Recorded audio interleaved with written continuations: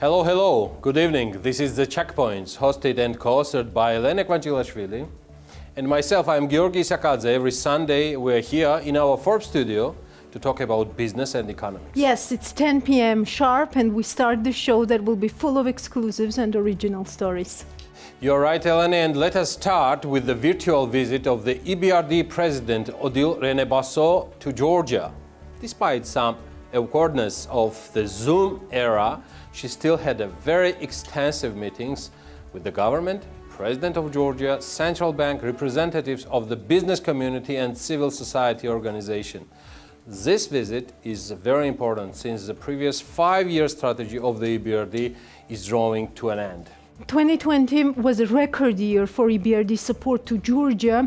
It responded to the coronavirus pandemic in Georgia with record investment in 2020. 16 projects worth a total of 630 million euro were signed, helping to address the urgent needs of the country's economy. The 2020 volume was double the bank's activities in the previous year. Yeah, and the EBRD promoted economic resilience by supporting the development of local currency and capital markets. Together with the National Bank of Georgia, it worked to increase the availability of Georgian lari to private companies by setting up a $200 million foreign exchange swap facility, enabling the EBRD to secure reliable access to liquidity in local currency and continue lending to firms and companies in lari. The EBRD also stepped up its investment to address immediate needs and to create the foundations for recovery with a focus on building back better economies in the future. The bank continued to concentrate its support on the private sector, which accounted for 79% of total EBRD investment in Georgia. This is quite unique, Georgi. Keeping vital trade flows going in Georgia alone, the EBRD supported a new record of 70.3 million euros for trade finance transactions under its trade facilitation program involving 3 local partner banks. Worth to mention that EBRD further increased its support for small and medium-sized enterprises and the private sector with the provision of 135 million in loans. I'm talking about in euros, to commercial banks for on lending to local businesses for investment that will support recovery and strengthen competitiveness. This work included a project with a new partner in the non-banking financial institution, TBC leading, to diversify access to finance for micro and small businesses. The EBRD also supported the healthcare sector with a US $25 million loan to Georgia Healthcare Group, GHG, to fund working capital and operational expenditure requirements for the group's critical role in fighting the coronavirus pandemic in the country, enabling GHG to adapt 6 major hospitals for COVID-19 patients, as well as enhance its diagnostic capabilities. Yes, and let's talk about the infrastructure sector. In the infrastructure sector, under the EBRD Green Cities Urban Sustainability Program, the bank financed the modernization of the Tbilisi metro, continued supporting modern municipal infrastructure in the town of Bakuriani, and ensured partial delivery of modern buses to the cities of Gori, Kutaisi, Poti, Rustavi, Tel Aviv, and Zugdidi. As a first step, in 2020, 118 out of total of 175 buses were delivered, and these will help to significantly upgrade public transport services in the regions and reduce emissions by 34%. In addition, Batumi, the second largest city in Georgia, received 8 electric buses for its municipal fleet. Yes, Georgi, the bank also intensified its engagement in green energy with a major renewable energy project to support Georgia in strengthening its transmission network. The EBRD provided 90 million euros of finance to Georgian State Electrosystem, a national electricity transmission company, to further develop the country's high voltage grid and ensure an uninterrupted supply of electricity to the population, especially in remote areas. Yeah, and the EBRD continued to support regional connectivity and vital infrastructure with a 10 million euro loan to Georgia Air Navigation, the national provider of air traffic navigation, and monitoring services. The bank also provided business advice to local SMEs by implementing 63 advisory and consultancy projects with the assistance of 59 local consultants and 4 international advisory activities to help companies improve their performance, grow and strengthen their activities to overcome the crisis itself. Yes, complementing its investments, the EBRD continued to actively engage in policy dialogue. The bank played an important role in leading private and public sector dialogue through the Investors' Council platform. It also provided technical support, enabling the government to realize its green agenda and to adopt key energy efficiency laws. Yeah, and let us not forget that in addition, the EBRD continued efforts to enhance gender inclusion in its project generally. The Tbilisi bus financing was a pilot project with the EBRD introducing its new advisory services in terms of gender inclusion to create equal opportunities for men and women. Yes, what shall 2021 bring to Georgia-EBRD relations and the support from bank to our country? Here is the exclusive interview with the relatively new president of EBRD, Odile Renaud-Basso. It was your first virtual visit to Georgia via Zoom. What kind of experience is that for you? Let's start from here. First of all, it was a very interesting experience. It's a very unique one because this is the first time I'm doing a virtual visit. You know, I joined the EBRD as president in November, and since then I was really looking forward having the capacity to visit countries of operation. This virtual visit gives me an opportunity to have meetings with the government, the governor of the central bank, but also private sector, our clients, and CSO, so civil society organization, and it really gives me a very good understanding of what's going on in the country, a capacity to discuss what should be our priorities, what are the challenges ahead, and how we can best support Georgia. So what were your main messages to Georgia, so to say, during this first visit? The EBRD is a very key and very supportive partner for Georgia. I think the bank is very keen to do as much as we can to support the country. We understand that the situation is difficult, and this is true everywhere. The COVID crisis has had a huge impact on economic development, on tourism, on the capacity to export, to develop businesses, and we are there to provide some support to help the companies, the SMEs, the banks to face these challenges and the country overall to face these challenges. What were some of the points that you noted down while speaking with the government, with the central bank, all the stakeholders that are connected with EBRD in Georgia?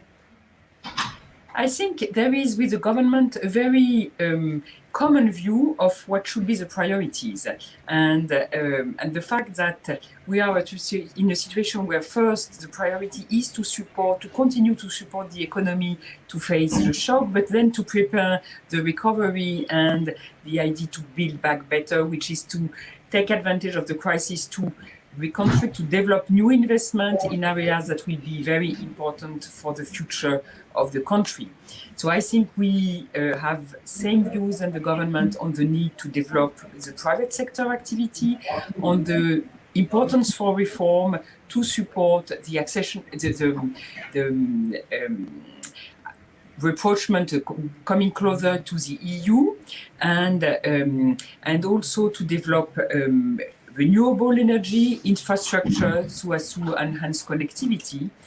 So I think on all these priorities, we are looking eye to eye with the authorities, and willing to develop a common agenda for the next future. Since you mentioned renewable energy, and this is a big topic in Georgia right now, what do you mean under this renewable energy, and how that ties into the bigger picture of the of EBRD's emphasis on green economy in general, that EBRD tries to push it, especially in the post-COVID period? Because right now we heard the news right yesterday that, for example, Neskra HPP will be built and its construction will be postponed to 2025 and so forth. Of course, I'm not asking you to comment on any specific project in Georgia, but in terms of the policy towards renewable energy, do you mean just sun and wind, for example, or do you also put emphasis on HPP development and hydropower potential in Georgia as well? We have a commitment to ensure that 50% of our financing are green in 2025. So this is a very important priority, and we believe that this is our responsibility also to ensure that we contribute to the implementation of the Paris Agreement. What we see in the very short term as a priority for Georgia is to implement auction mechanism for renewables. This is something that we've been doing in a number of countries, and we see it's a very powerful framework in order to attract private investors, very high quality private investors, to develop renewable capacity with the lowest cost possible in the country. We are also supporting issues like grid, for example, the development of network. And this is something we've done in 2020 to support the network in order to distribute electricity very efficiently. And this is part of our agenda. Going beyond, I mean, the green agenda is not only related to renewables, this is one important part of it, but projects like transportation, rehabilitation of the subway, metro, clean buses, electric buses, like what we are financing in BLC. I think this is very important projects also that are part of the broader green agenda, and we are keen to develop that also in Georgia. What do you see as the main challenge today in terms of economy and in terms of like going further into these tough times of uncertainty?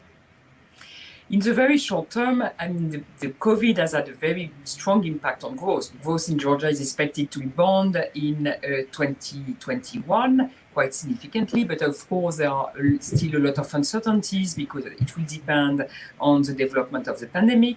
It will also depend on how things develop elsewhere. So it's not only the situation in Georgia, but it's also the situation in the neighborhood and globally, worldwide, in Europe and beyond. So the direct impact and the big challenge for Georgia is that the tourism activity, for example, has been severely hit. This is one of the sectors which is the most directly impacted by the COVID situation. And we see that in Georgia, we also see that in, for example, Mediterranean countries. So I think that explains the deep recession in 2020. And I think moving forward, as soon as, I'm sure that the economy will rebound as soon as the restriction will be overcome, and that freedom of movement and the capacity to lift the restriction on traveling will occur, and that this will be related to development in vaccines and so forth. But I mean, to get a strong recovery, I think that there is a need to focus on a very important reform, such as the development of capital market. Currently, to get access to finance, companies depend on bank, and there is a strong dependence on bank and very limited access to capital market financing. I think some reforms have already taken place, like in order to create, for example, a fund management capacity and industry, and that is a very good first step. Probably further steps need to be taken to develop further capital market financing for companies. The second reform, which is important, is to continue to work on development and diversification of renewable energy sector, strengthening infrastructure, and in particular to enhance domestic connectivity and connectivity with the external world is also important.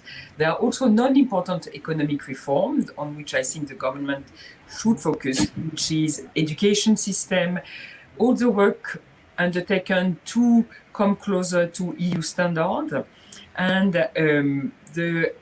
to address the capacity and bottlenecks in the judiciary system. So all this is a very important reform agenda.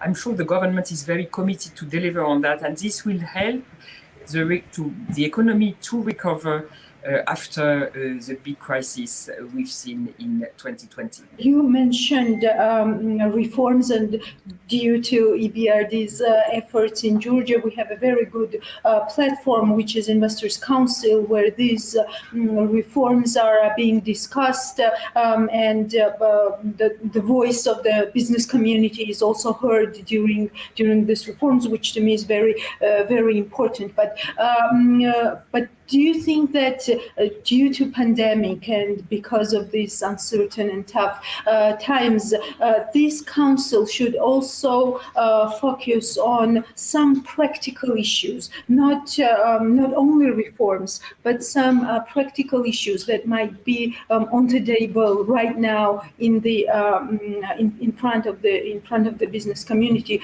for the economy to grow, at least to the extent that it has the capacity in these tough lockdowns? First of all, I'm very impressed by the quality of the work done by the Investors Council and the quality of cooperation with the government. I think that the membership and the participation in the Investors Council is very good, and they come up with very concrete proposals for reforms, which are very well designed and going into the detail of what needs to be done or what they consider as needed. And they have a very strong cooperation and very good listening from the government with a direct impact on decisions to be taken. Of course, I think it's always useful for the government to understand, and for also the shareholders, all the stakeholders like IFIs, a bank like EBRD, to understand in very concrete terms what are the needs for the companies, because it's from what the needs that we can provide the appropriate answer. And for example, this year, I'm very proud of what we've been able to do with the support of the central bank, which was, for example, the capacity to extend loans in local currency, so in Georgian lira, so as to be able for the companies not to take an exchange rate risk. And I think that has proven very effective, very helpful, as well as what we've done in terms of advisory capacity. So we put in place some advisory competencies for the SMEs to help them to navigate in the current crisis, how they can develop digital activities, for example, when they face closure measures, restrictive measures, how they can find new clients and so forth. So this is all kind of very concrete response we can provide to our clients, and on which is to design them and to have, to develop them. It's very important to listen to what are the needs of the client. You mentioned several times approximation to the EU standards and harmonization and the importance of it for Georgia. But you know that these also incurs several obligations for the business community, regulations that sometimes are quite tough to adapt to. Let's be frank and open here. So, do you think business community, together with the government, should continue on this path of approximation and regulations during the pandemic as well? I think this is an issue which is well known in Europe, because companies very often complain about the weight of the regulation and so forth. But what I think is very important, in my view, is that the capacity to align with EU standards in a number of key areas is also opens the capacity for companies to develop businesses in Europe. And I know it may look like a long-term perspective and needing some investment and so forth. But I think it's very important for the integration of Georgia in the world economy and being able to work more closely with the EU, which is a very large market. And the benefit of then you get access to an enormous market, a single market, and this is a huge potential for further development. So I know that it may be cumbersome at the beginning, but I think it's a very strong driver, and I mean, a very strong driver for growth in the long term. What about 2021? Does this seem to be an easier year for all of us and for businesses, for the economies? It's early to say, because I think what is the word of the time is uncertainty. So we know that we are under uncertain times, and there are everybody's monitoring how the pandemic is developing worldwide, what is the situation in the different countries and so forth. But I'm confident that with the better monitoring, better testing, and access to vaccine and the progressive development of vaccination, this will really give a big boost and help stabilizing the health situation and giving the room for the economy to rebound. So I'm optimistic. I think all the forecasts we see from the international organization and our own forecast show for Georgia and other countries a clear rebound in 2021. Of course, the magnitude remains uncertain because it will depend on how the pandemic evolves. But I'm optimistic, and I've been impressed by the positive attitude of all the companies I've seen willing to develop and very energetic about their perspective. We will probably move towards hopefully more, this year, 2021, more investment structured project and looking forward rather than providing emergency support. But I'm convinced that we will find a number of very good projects that will support the recovery. Looking forward into a post-COVID period, hopefully it will come someday. What do you see? How do you see Georgia's post-COVID economy? And do you think this pandemic brings some changes to its core structure? And I think the commitment to all international financial institutions to support the development and promote the development of Georgia is very strong, because also Georgia has been delivering very much on the reform agenda and is doing a very good job internally. So I think that will continue. And as I was saying, I think that following the crisis, the focus on greening the economy, continuing to come closer to implement the association agreement and to fulfill the different steps in view of this association agreement, I think that will be very important. The recovery of the tourism sector will also be one of the priority, and I think Georgia is there's a lot of assets in this respect. We will, on our side, work on the 5-year strategy, which we will start to develop it this now. We'll have discussion with all the stakeholders in Georgia in the coming months, the government, but also civil society, the private sector, and so forth. And we hope to get a lot of feedback so as to define what should be our key priorities in the next 5 years. The inclusion agenda, I think it's in Georgia, it's true for gender, the gender inclusion in the labor market and in all the dimension of economic activities, but also the geographical inclusion. We will be meeting 2021 and 2022 with quite a big debt, with quite a big deficit, and this is all understandable, but what is your take on that? In view of the historical shock the economy has been suffering with, I think budgetary support was warranted, and it was the right reaction. This is what, the IMF is normally quite fiscal, strict fiscal policies, but they have been very clear on the fact that this was the right strategy, budgetary strategy. Then, of course, this should remain temporary, and the difficulty will be, I think, what is the right timing to slowly withdraw the support. And I think that what is planned by the government is already sort of starting to phase out the support, the fiscal support, and to reduce a bit slightly the fiscal deficit in 2021. I think this is the right strategy, and this should continue over time as soon as the recovery takes hold. Because, of course, debt level, countries need to be careful about debt level, even if here again, when you compare the debt level with, developments everywhere, the country, Georgia still remains on the sound situation, but of course, over time, it will need to reduce the deficit and to reduce the debt level so as to avoid also being overly dependent on external financing and so forth. So this is, I think, an issue of phasing, but in the very short term, the decision taken was the right one. Thank you so much. I hope you're not very late. I tried to keep the time. Thank you. We are BMG.